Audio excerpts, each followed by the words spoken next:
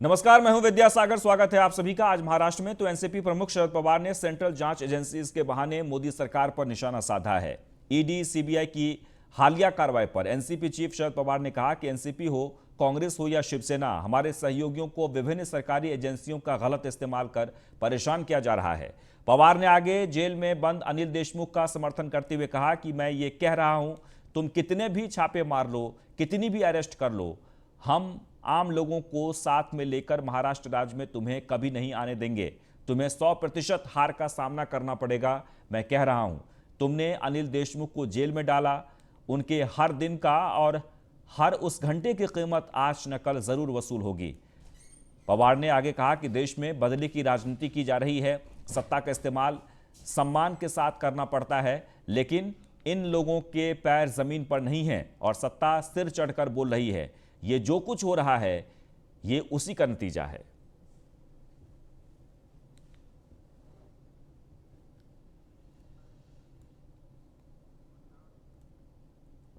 वे महाराष्ट्र के कैबिनेट मंत्री नवाब मलिक और एनसीबी के अधिकारी समीर वानखेड़े के बीच शुरू हुई लड़ाई थमने का नाम नहीं ले रही है। नवाब मलिक ने गुरुवार को समीर वानखेड़े की लिविंग सर्टिफिकेट पेश की है, जिनमें उनका पूरा नाम समीर दौद वानखेड़े लिखा है। बुधवार को समीर वानखेड़े ने अदालत में नवाब मलिक के आरोपों पर सफाई देते हुए बर्थ सर्टिफिकेट पेश किया गया था, जिसमें उनका नाम समीर ज्ञानदेव वानखेड़े दर्ज है। जबकि नवाब मलिक की तरफ से गुरुवार को एक नया डॉक्यूमेंट पेश किया गया है, जो सेंट जोसेफ हाई स्कूल और सेंट पॉल हाई स्कूल का लिविंग सर्टिफिकेट है। यह दोनों सर्टिफिकेट समीर वानखेड़े के हैं, जिनमें उनका पूरा नाम समीर दौद वानखेड़े लिखा है। नवाब मलिक ने समीर वानखेड़े के लिविंग सर्टिफिकेट को पेश करने के बाद एक ट्वीट किया है, जिसमें उन्होंने लिखा है कि सच का आईना जमाने को दिखाते जाएंगे, झूठ की सारी दीवारों को गिराते जाएंगे।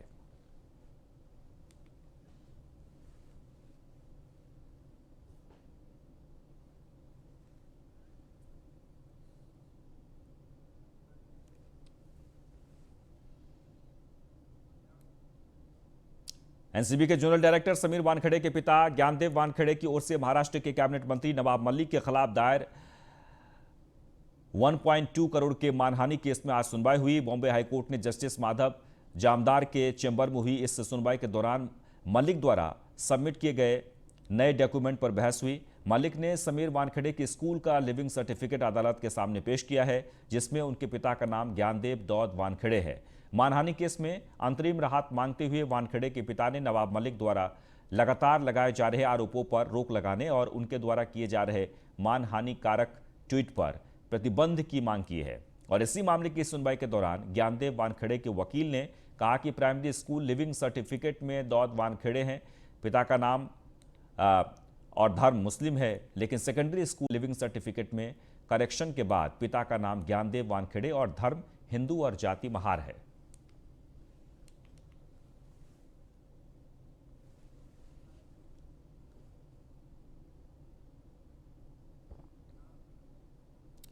अनिल देशमुख को जेल का खाना खाने के लिए कहने वाले जज का ट्रांसफर हो गया है। एचएस सातभाई का ट्रांसफर यवतमाल जिले के केलापुर तहसील के कोर्ट में कर दिया गया है। महाराष्ट्र के पूर्व गृह मंत्री अनिल देशमुख ने अपनी उम्र और स्वास्थ्य का हवाला देते हुए जेल में घर से खाना मंगवाने की इजाजत मांगी थी। यह मांग मुंबई के विशेष सत्र न्यायालय ने ठुकरा दी थी। न्यायाधीश एचएस सातभाई ने देशमुख से कहा था कि पहले जेल का खाना खाएं, बाद में देखेंगे। इसके बाद देशमुख ने उन्होंने 14 दिनों की न्यायिक हिरासत में भेज दिया। इस जुडिशियल कस्टडी के दौरान देशमुख 29 दिसंबर तक मुंबई के ऑर्थर और जेल में रहेंगे। इस बीच मुंबई उच्च न्यायालय द्वारा इस फैसले के दूसरे ही दिन न्यायाधीश एचएस सातभाई का ट्रांसफर यवतमाल जिले के केलापुर तहसील के कोर्ट में कर दिया गया है। बॉम्बे हाईकोर्ट ने 15 नवंबर को दिए गए अपने इस आदेश में कहा कि न्यायाधीश एचएस सातभाई का प्रशासनिक कारणों से ट्रांसफर किया जा रहा है।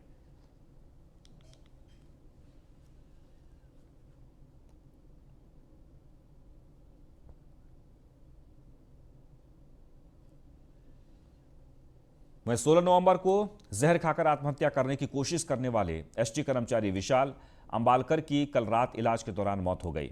बता दें कि महाराष्ट्र राज्य में एसटी कर्मचारियों की हड़ताल जारी है। एसटी कर्मचारियों की इस हड़ताल के कारण ही विशाल ने आत्महत्या का प्रयास किया था।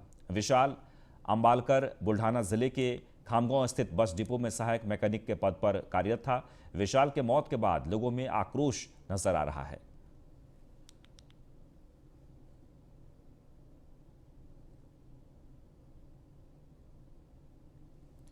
मुंबई में कोरोना कमजोर पड़ता जा रहा है। कोरोना के नए मामले अब 300 के नीचे आ गए हैं। नए मरीजों की संख्या कम होने के साथ ही स्वस्थ होकर अस्पतालों से घर लौट रहे मरीजों की संख्या बढ़ रही है। नए मरीजों के मुकाबले पूरे शहर में हर घंटे 19% अधिक मरीज डिस्चार्ज हो रहे हैं। रोजाना औसतन हर घंटे 13 नए मरीज मिल रहे हैं, जबकि हर घंटे 16 मरीज डिस्चार्ज हो रहे हैं। बता दें कि दिवाली के बाद मरीजों के बढ़ने की आशंका जताई जा रही थी, लेकिन राहत भरी बात यह रही कि नए मरीज के बदले अस्पतालों से स्वस्थ हो रहे मरीजों का ग्राफ बढ़ रहा है। बीएमसी स्वास्थ्य विभाग के मुताबिक बीते एक महीने में यानी 17 अक्टूबर से लेकर 17 नवंबर तक 9,462 नए मरीज मिले हैं और इसी तरह बीते एक महीने में 11,515 मरीज डिस्चार्ज हुए हैं। बीएमसी के अतिरिक्त आयुक्त सुरेश काकानी ने बताया कि कोरोना के केसेस काफ़ी कम हो गए हैं। टीकाकरण के कारण लोगों में इम्यूनिटी विकसित हुई है। एक्टिव मरीजों की संख्या भी दिन ब दिन कम होती जा रही है।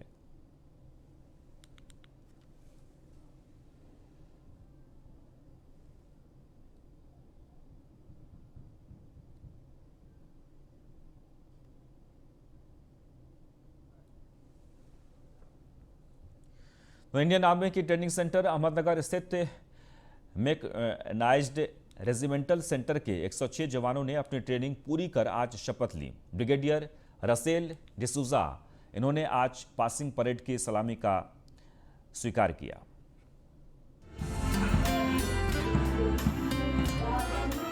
ये है अहमदनगर स्थित MIRC के 106 जवान जिन्होंने आज देश सेवा की शपथ ली। इस शानदार संचालन से जवानों के मन में देश के प्रति जज्बा साफ तौर पर दिखाई देता है।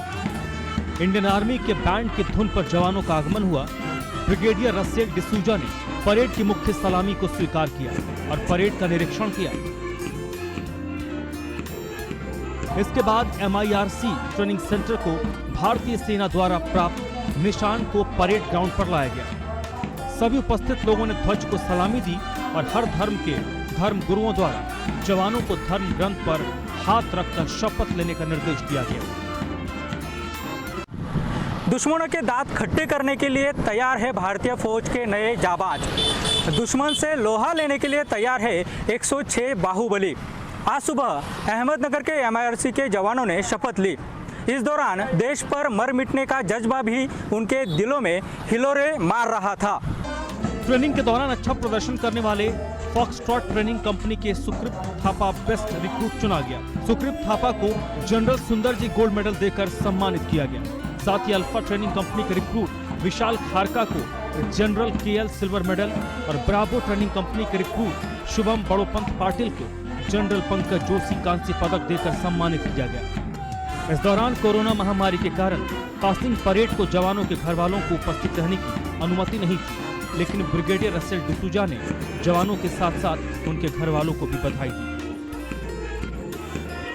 अपने साथियों और अपने कमांडर की नेतृत्व क्षमता तथा देश के नेक और न्यायपूर्ण विचारों पर विश्वास को दर्शाता है का परिचय दिया है, वो काबिल तारीफ है। आप अपना तकनीकी प्रशिक्षण हासिल करेंगे, तत्पश्चात एक मैकेनाइज्ड इन्फेंट्री सैनिक के तौर पर अपनी अपनी बटालियनों में शामिल होंगे। भले ही इन जवानों के माँ बाप पासिंग परेड में शामिल नहीं हो पाए, लेकिन घर पर रहकर भी वे अपने बेटों को देखकर भावुक जरूर हुए होंगे। उनके लिए ये गर्व की बात है कि उनका लाल अब सेना में शामिल होकर देश की हिफाजत करेगा। Sunil Bhongal, news 1 India, Ahmednagar. तो मुंबई से सटे रायगढ़ जिले में औद्योगिकीकरण तेजी से बढ़ रहा है। हालांकि जिले के कई गांव, आदिवासी बस्तियां आज भी पानी के लिए भटक रही हैं। खालापुर तहसील में दूषित पानी की आपूर्ति के कारण दहागांव छतीशी विभाग में नारंगी ग्राम पंचायत सीमा में आदिवासी वाड़ी, बौद्ध बस्ती, देवकुंडा की आदिवासी वाड़ी, नई बस्ती में दूषित पानी की आपूर्ति के कारण आक्रोश की लहर दौड़ रही है।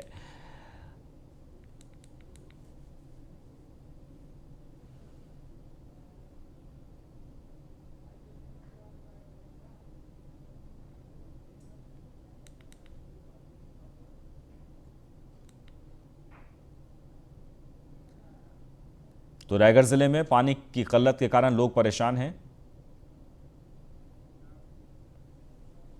आगे बढ़ते हैं। बॉलीवुड अभिनेत्री प्रीति जिंटा ने सरोगेसी के जरिए एक बेटे और बेटी को जन्म दिया है। इस बात की जानकारी खुद प्रीति जिंटा ने ट्विटर पर साझा की है। उन्होंने ट्विटर पर लिखा कि जिन और मैं अपने जुड़वा बच्चों जय जिंटा, गुड एंजॉय और जिया जिंटा का अपने परिवार में स्वागत करते हुए उन्होंने खुशी जाहिर की है और हमारा दिल अपार कृतज्ञता और प्यार से भर गया है, ये लिखा है उन्होंने।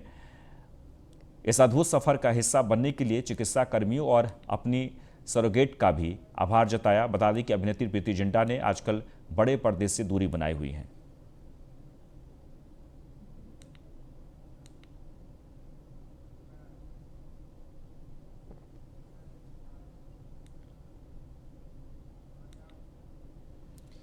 आगे बढ़ते हैं। एक्टर शाहिद कपूर की अपकमिंग फिल्म बुल 2023 को रिलीज होगी। यह फिल्म 7 अप्रैल 2023 को थिएटर पर आएगी। इस फिल्म से आदित्य निम्बालकर अपना डायरेक्शन में डेब्यू कर रहे हैं और इसे टी सीरीज और गिल्टी बाय एसोसिएशन का साथ में पहला प्रोडक्शन है।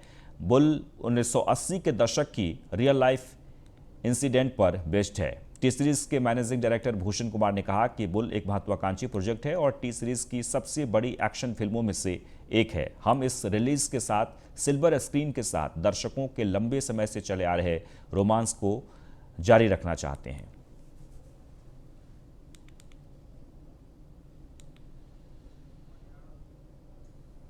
तो बॉलीवुड एक्टर्स का छोटे पर्दे पर अपनी किस्मत आजमाने का ट्रेंड पिछले कई सालों से चलते आ रहा है। सुनने में आया है कि एक्ट्रेस परिणीति चोपड़ा जल्द ही बतौर जज टेलीविजन का रुख करने वाली हैं। सुनने में यह भी आया है कि कुछ दिनों पहले रियलिटी शो हुनरबाज देश की शान के मेकर्स ने परिणीति को बतौर जज शामिल होने के लिए अप्रोच भी किया था। चैनल और मेकर्स ने एक्ट्रेस को आश्वासन दिया है कि उनके शेड्यूल को ध्यान में रखकर ही शूटिंग की प्लानिंग होगी। कई मीटिंग के बाद परिणीति ने इस शो के लिए हामी भर दी है।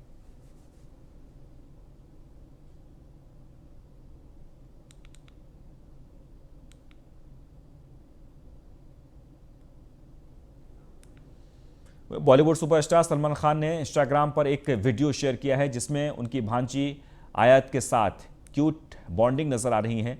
वीडियो में सलमान 2 बंदरों को खाने के लिए बिस्किट देते हैं। इसके बाद उनकी भांजी आयत उनकी गोद में आ जाती हैं और वो बंदरों को केला और बिस्किट देती हैं।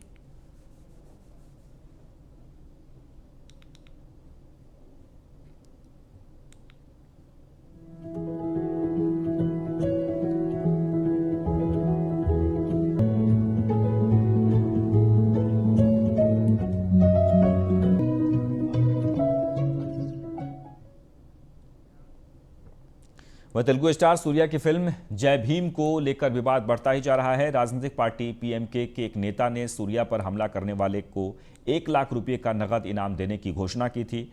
नेता के घोषणा के बाद तमिलनाडु पुलिस एक्टिव हो गई है और एक्टर के घर पर सुरक्षा बढ़ा दी गई है। वहीं पुलिस ने नेता के खिलाफ एफआईआर दर्ज कर ली है। फिल्म जय भीम का पूरा विवाद वनियार समुदाय के कैरेक्टर को लेकर चल रहा है।